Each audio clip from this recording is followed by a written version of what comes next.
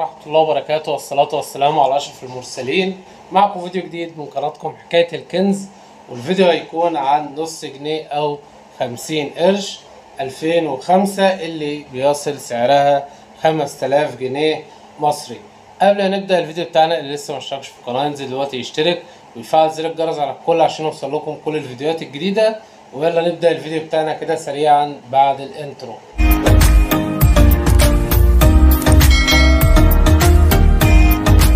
ورجعنا لكم تاني ومعانا 50 قرش او نص جنيه 2005.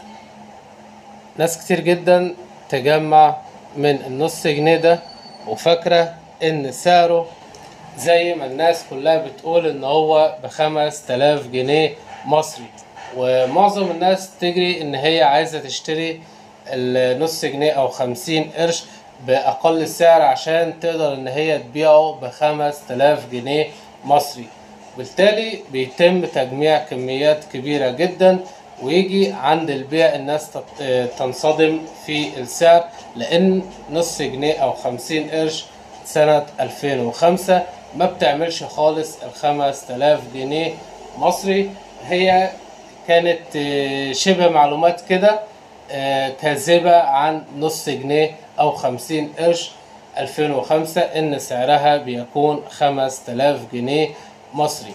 محدش يتعب نفسه في الحاجات ديت خالص، سواء كانت نص جنيه أو الجنيه سنة 2005 ما بيعملوش الأسعار دي خالص. نص جنيه أو الجنيه اللي هو بيكون مطلوب، اللي بيكون سعره 100 جنيه مصري، بيكون الجنيه اللي هو بينجذب للمغناطيس. لكن 50 قرش ملهاش أي قيمة غير إنها 50 قرش بالنسبة ل50 قرش أو نص جنيه 2005. محدش صدق أسعار 5000 جنيه مصري، والحاجات ديت كلها هي أخبار كاذبة. بالنسبة بيقولوا 5000 جنيه ديت هي اللي عاملينها التجار عشان ان هم يبيعوا بأسعار رخيصة، يجي المشتري يشتري منهم ويجي يفكر ان هو يبيع يتصدم في السعر. محدش يتعب نفسه في الحاجات ديت خالص.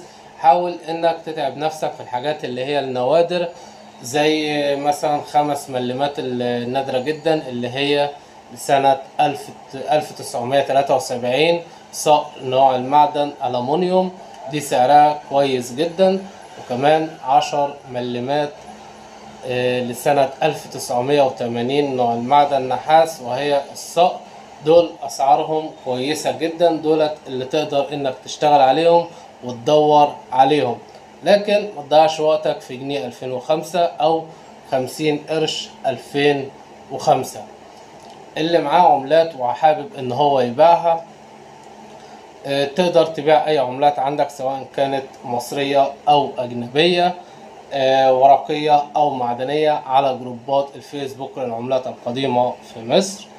بتبدأ تنضم للجروبات ديت وتصور عملاتك كلها وتكتب بياناتها وتحدد السعر وتسيب رقم للتواصل. بالنسبة للعملات النادرة اللي حابب انك تدخلها مزاد، تبدأ برضو تتجه الى الجروبات ديت وتصور العملة بتاعتك وتشوف حابب تبدأ المزاد بكام والرفع تكون بكام، وتخلي المزاد بتاعك متاح لمدة 48 ساعة، عشان الناس اللي بتخلي المزاد متاح لمدة 24 ساعة هي مدة غير كافية لجميع الأعضاء إن هم يشاركوا في المزاد. لكن 48 ساعة هي مدة كافية لكل الأعضاء إن هي تشارك في المزاد بتاعك.